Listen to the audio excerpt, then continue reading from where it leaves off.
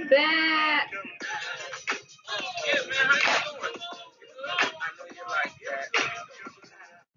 Okay, welcome back, class. I digress. Mace is my man, Mason Betha. So today, glad to have your ass back in chemistry class. We are going to continue the discussion from Mad Scientist Monday, where I put out an Instagram post about folate versus folic acid. So in 2021, I'm trying to do much better with the scientific content that I give you guys. So please hold me to that and make sure you're interacting and you're asking questions during class, after class. Send me your questions and I will be glad, Professor Health will be glad to help you out. So let's get started today. Please do like, share, and subscribe. We're trying to get that subscribership up so I can reach a lot of people globally and everywhere in the world, wherever you are, whatever rock you're hiding under. I want to get you, and I want to actually share my gems and my jewels with you guys. So go ahead, like, share, subscribe. Make sure this information gets into the hands of your loved ones, your friends, your family, your close ones, so that they can get this information too. We sometimes overlook our health, and in 2021, we're going to do better, and I'm going to help you do better. So we are going to learn as much as possible so that we can have a healthy lifestyle and great dietary habits, okay? All right, so folate versus folic acid. We're going to talk about that today. We're going to talk about natural supplementation, bioavailability, infertility, sources, and more. So we got a lot of content to cover today. So make sure you got your pen and pads out, you're taking notes, and please, we do participate and interact in class. So go ahead and make sure you're dropping any type of questions so I can answer right down there in the comments. Shoot me a DM or holler at me on Instagram. You can also reach me via email at healthneurotics@gmail.com. There's also information form on the website at healthneurotics.com. So the email was healthneurotics@gmail.com. Website is healthneurotics.com. Instagram is also Health Neurotics. If you're not following me there, get your ass over there and go ahead and press that follow button. So let's get busy. Folate versus folic acid. What is it? Why is it important? So folate assists in the production of genetic materials such as our RNA and our DNA. We went over that a couple classes ago and we talked about the vid, a formation of red blood cells, and new proteins. And where does this word come from? Foliage. My father, shout out to my father, he used to always talk about getting your roughage and your foliage. Also Latin folium, which is leaf. So you can already make a deduction as to where you get your folate from. Folate and folic acid are used interchangeably, right? So you'll find articles, you'll find scientists, you'll find doctors, especially doctors who use folate. Folate and folic acid, use them interchangeably. They couldn't be much more different. They are totally different. They are two different things, okay? However, they want you to believe they're all the same. But today, we're going to break it down. We're going to talk about it, and I'm going to explain it so that you guys can understand. So folate is a natural mineral and recognized as vitamin B9, which is in the vitamin B family, which is a water-soluble vitamin, in contrast to vitamins like A, D, E, and K, which are fat-soluble. So folate, natural, vitamin B9, the vitamin B family. Folic acid is a synthetic form of folate. So in science, we say synthetic. Even when we talk about women that wear their hair, they wear synthetic hair. You know that's a fake. You could point out a fake. Nowadays, it's kind of hard, but I digress. Synthetic, fake, man-made, okay? We talking about, well, we'll get to that in a second. Hold on. So folic acid is actually isolated from leafy vegetables, liver, yeast, and fruit. And it's actually called that long name right there. I'm not going to get into saying that because sometimes I get a little tongue twisted. Matter of fact, let me go ahead and try whatever. Petrol monoglutamic acid. There we go. Petromonoglutamic acid. That is a tongue twister for sure. Okay, you try it, class. Petromonoglutamic acid. Thumbs up. Okay. Folic acid used to fortify foods. We're going to talk about fortification coming up, so don't worry. I'll break that down like a pound for you. Used to fortify foods. So fortify foods, most commonly that you know that you're probably eating, that you give to your kids, your grandchildren, that you ate as a child. Grains, cereals, rice, pasta, infant formula. Yes, I said infant formula. So mothers who can breastfeed but choose not to breastfeed, because there are mothers who have difficulty doing that, and I'm not speaking to you. But mothers who can breastfeed but just opt out to not breastfeed, what you're giving your child in that infant formula is not the natural folate, it's actual folic acid, which is the synthetic form, the man-made form, okay? Used for supplemental vitamins. Let's see. Supplemental vitamins in the forms which you can find on the store, on the counters. Levomethylated calcium or levomethylated magnesium. These minerals come from rock and are not plant-based, okay? So the bioavailability is going to be very, very different, okay?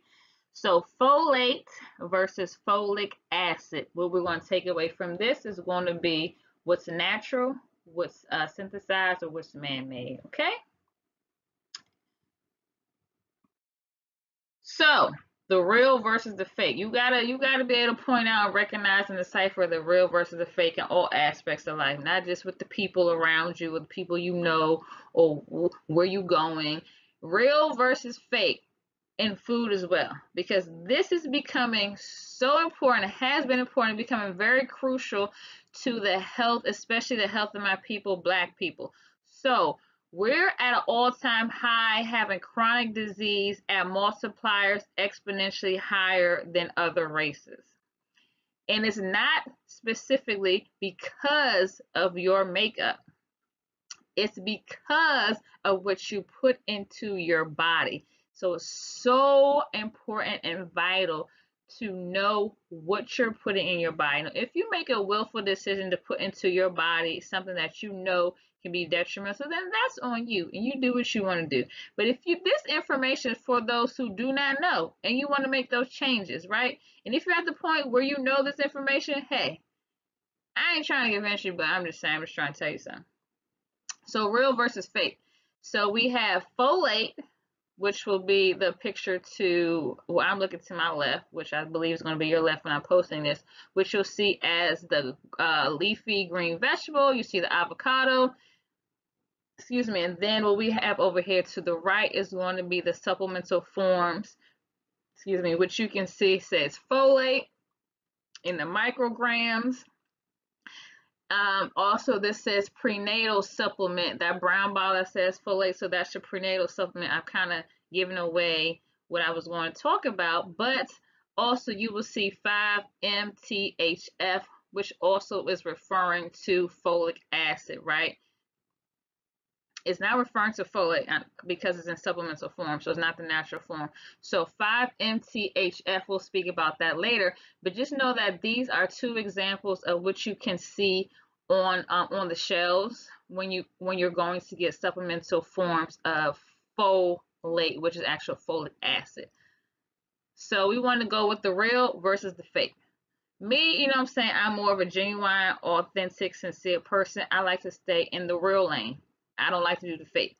If you like to do the fake, you know what I'm saying, that's on you, just not for me. You probably ain't for me either. But if you want to make some changes, I'm going to suggest you go with the real and leave the fake in 2020 or in the beginning of 2021. However, I digress. Moving on. So fortification and or enrichment, they're both the same things when we're talking about in the food processing industry. Fortification and or enrichment, these are used interchangeably. They are the same thing. So what is fortification? Adding vitamins or minerals to food, whether they were present or not as it can be a result of loss from processing. So the vitamins or minerals can be lost during processing of foods. So it may be there in the beginning before processing, or it may not be there in the beginning of processing.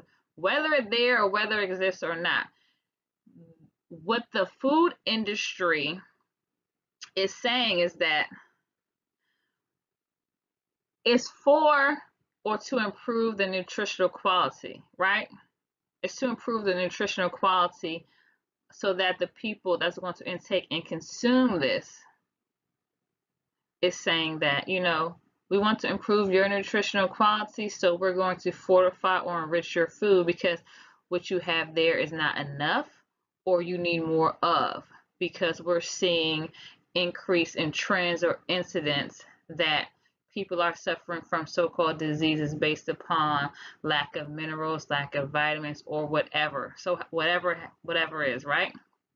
So the genius idea, or I should say not genius idea, is to let's fortify or enrich the food.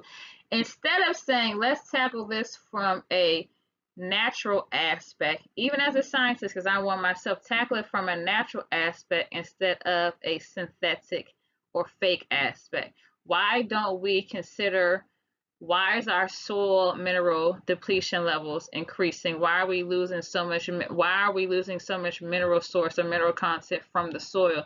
To therefore fix the issues of why foods don't have as much of this mineral content or vitamin content that it should have. But instead of fixing the problem, the root of the problem, we're going to go ahead and throw it a pseudo solution, which actually causes detriment. Okay, but I'm just speaking out of logic. Anyways, I know I digress a lot. I digress. So let's move on. Keep in mind that natural is always the best source to consume. Natural versus man-made or fake. Man-made, fake. Natural and real versus man-made, fake, or synthetic. And that has to do with bioavailability, the little tongue twister, and chemical affinity, right? Yes, class, right? Yes. Okay, so moving on. Folic acid biofortification. I'm dropping a lot of words today in word salad, so I'm going to break down definitions, and don't be afraid of these big scientific words because you too are becoming a scientist, and I'm teaching you how to be and how to think scientifically and how to think logically. Okay, so folic acid biofortification. Biofortification is the development of crops to increase the minerals. They do this via plant breeding by genetic engineering, GMOs, or selective and or artificial breeding, which is hybridization. So these are the ways that they biofortify the crops, okay? And with the so-called goal in mind to improve nutrition globally. And as I stated before, if you want to fix the problem, you get to the root of it, particularly the root of it. No point intended. Yes, point intended. The root being the root, the soil, where we get these fruits and vegetables from, okay? You hear people say I had to get out the soil. I had to get out the mud. That's where they need to go. They need to go to the soil, to the mud. They need to get to the root of the problem.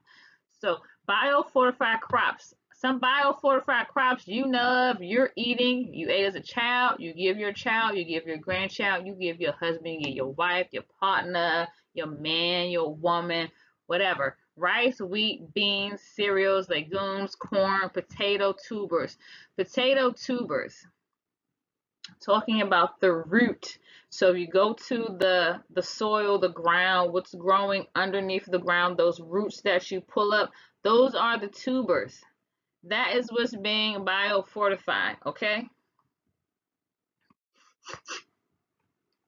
Excuse me. Biochemistry and bioavailability. Folate is okay. Let me give a disclaimer. We're going to get a little bit scientific right now. So follow me, take your notes, and make sure you go over this information. Please don't forget to ask questions because I like to give responses and answers. Folate is converted or metabolized to its active form, which we spoke of, which you saw in our bottle when I said 5-MTHF. What that actually stands for in scientific terms is 5-methyl tetrahydrofolate. Say it with me. tongue twister, long nomenclature, known as 5-MTHF, 5-methyl tetrahydrofolate, okay? That's the active form, okay? That's going to be what it's metabolized into. So this is folate is converted or metabolized to its active form 5-MTHF via the digestive system, and specifically I'm talking about the intestines, okay? So most of the folate is metabolized before reaching the bloodstream. Bioavailability is higher because the form of folate is a whole molecular structure. What do I mean when I say a whole molecular structure? It's not chemically altered. It's not an isolate of something else. It's not a synthetic version. It is intact. So, moving on to folic acid, the big red X, because we don't want no parts, okay? So folic acid is converted or metabolized to 5-MTHF. Say it with me, 5-methyl tetrahydrofolate via the liver or other tissues. And not all folic acid is metabolized and before it enters the bloodstream, okay? So this is a very big, drastic, or stark difference between folate and folic acid. So we said folate and folic acid, we have the real versus the fake. We have the natural versus the synthetic or man-made. And now we're talking about how it's metabolized different. So folate metabolized via the digestive system, talking about the intestines. Folic acid metabolized or converted via the liver and other tissues. So different metabolic pathways, which tells you that it's a very different compound, okay? Folic acid then builds up in the bloodstream. So once it's converted or metabolized to the active form, which is 5-MTHF, right? All of that, or some or most of it, will not be metabolized, so you'll still have folic acid, right? That folic acid that has not been metabolized or unmetabolized will enter into the bloodstream unmetabolized as folic acid. That then builds up into the bloodstream, and several studies have suggested this is a risk for cancer and vitamin B12 deficiency. So the bioavailability, and watch this trickery, because research articles I've read will be very tricky with the verbiage. So you gotta really read and digest it, but because I'm here for you, I'm going to read and digest it for you. So bioavailability is assumed at 100% in synthetic form, the synthetic form in supplements, okay? So in that supplemental form, bioavailability is assumed at 100%. 100% assumed. So we don't have no factual basis behind that. It's assumed to be. We're just going to put that in the universe. Always assume that it's 100% synthetic. It's 100% of bioavailable in synthetic form, meaning that the body can utilize it. And then there's bioavailability is estimated and assumed. Don't sound like scientific facts to me. But bioavailability is estimated at 85% in fortified foods. Previous slides, we went over fortified foods such as the rice, the cereals, pastas. So, I'm breaking down to you the biochemistry of folate versus folic acid and the bioavailability of folate versus folic acid. This should show you that they are two totally different chemicals or compounds, okay? So folate depleters. What depletes folate from your body? So you want to have a good intake or folate content, right? We want that. We want folate. We don't want folic acid.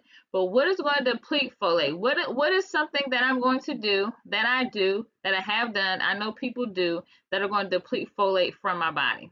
Well, good question, class. Like I told you, I got answers. Coffee, alcohol, sulfur drugs, we'll visit that very soon. Tobacco, smoking, estrogen, oral contraceptives, such as birth control. Soy has a estrogen-like compound, okay? Estrogen-like compound reacts very similar to estrogen. And hormone therapy, prescription drugs. So these are things, that will deplete folate, okay? We want to stay away as much as we can from these habits or these things that will deplete folate from our body, okay? And I also have a fun fact that I did not mention, that folic acid lowers zinc levels, and so does oral contraceptives or birth control. So folic acid does lower zinc levels, and so does oral contraceptives such as birth control. So ladies taking birth control, if you ever went and got a blood panel done and you have low zinc levels, you might want to look at if you are getting enough folate intake, or if you're intaking folic acid, which will be depleting your zinc levels, okay? So associated deficiencies, birth defects, anemia, because as we spoke about earlier in previous slides, that folate assists in the formation of red blood cells. We all know that red blood cells associated deficiencies are anemia, right? So miscarriage, I know a lot of ladies and a lot of women who suffer miscarriages. Sorry for your losses, ladies, but if you ever experience a miscarriage, please do look into your blood panel testing and make sure you're getting folate, the natural form of folate, not folic acid. Preeclampsia, stroke, heart disease, Alzheimer's disease, cancer, some forms of cancer, infertility. I want to touch on infertility a little bit because I was recently discussing with one of my good friends who would like to conceive or trying to conceive and maybe having some difficulties, right? And one of the things you might want to be aware of again is your folate intake, okay? Folate does help increase fertility for men and for women, okay? So according to the United States National Survey, only 24% of women of childbearing age are receiving the recommended daily allowance, the RDA, which is 400 micrograms for adults. And I'll talk about that in a second, getting back to the sources. So drug interactions. What am I taking? What could I be taking? What are some of the drugs family members or loved ones or friends are taking that could be or is having an interaction with my folate absorption? Non-steroidal anti-inflammatory drugs or NSAIDs such as aspirin, ibuprofen, epileptic or anti-convulsant drugs such as phenytoin, also known as Dilaudid, phenobarbital, which is in the family of barbiturates, and primidone. Cholesterol-lowering drugs, cholestyramine, cholestyramine. Okay, those are cholesterol-lowering drugs. Cancer, rheumatoid arthritis, or psoriasis drugs. Now bear with me, okay? Methotrexate, amitriptyline, which is an antineoplastic, means that is specifically for the treatment of cancer, to target cancer cells. However, it is a safety hazard and hazardous to people to take those who don't have cancer, or even if you do have cancer, that they can attack your healthy cells. And Pemetrexed. Those are your cancer, rheumatoid arthritis, or psoriasis drugs that will have a interaction and interfere with the absorption of folate. Also, antibiotic. Trimethoprim, if anyone's ever heard of that, that is an antibiotic. Blood pressure drugs or medicine. Trimethoprim, ulcerative colitis, and Crohn's disease drugs. Sulfasalazine, sulfur drug. We spoke briefly about sulfur drugs and how they are depleters of folate. So this is one particular example. Excuse me. Sulfasalazine. So folate food sources. What can I eat where I can get natural folate? I'm no longer going to take folic acid supplementation. I'm trying to decrease my intake of fortified foods with folic acid. Okay, so great question. I got great answers. Leafy green veggies such as turnip greens, mustard greens, kale, callaloo, watercress, dandelion greens, avocado, lettuce, not iceberg lettuce because as much as it may have a water content, it doesn't have any other nutritional value. Citrus fruit, squash, bananas, walnuts, basil, coriander, oregano, bay leaf, dill, I'm about to say dill weed. I'm sorry, that's supposed to be sage, tarragon, and thyme. So please, please, please. Yes, so that is a mistake on my part. That is supposed to be sage. So S-A-G-E, tarragon, and thyme. Those are all natural sources where you can get folate. And they are going to be, let's say, in lower levels when you go to absorb them and to metabolize them into your body. So you want to be eating a lot or an abundance of foods from this category to make sure that you're getting enough folate in your body, okay? Because from research, and what research says, folate can be lost during harvesting, storage, processing, and preparation, which they're saying that half to 3/4 can be lost during these processes.